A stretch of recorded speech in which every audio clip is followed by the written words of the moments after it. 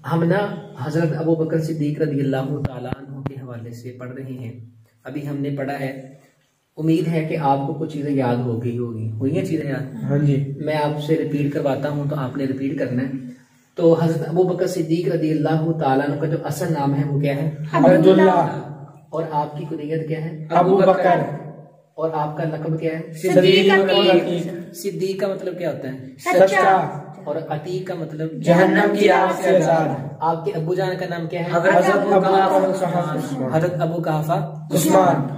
आपकी अम्मी जान का नाम क्या है? सलमा बिनते सफर। आपके बेटे कितने थे? 3। और आपकी बेटियां कितनी थी? 3। बड़े बेटे का नाम क्या था? अब्दुल्ला। उनसे छोटे का नाम? हजरत अब्दुर्रहमान। और उनसे छोटे का नाम? हजरत मोहम्मद। और आपकी बेटियां कितनी थी? 3। पहली का नाम? हजरत उस्मान। हजरत आयशा। उम्मे कुलसूमा।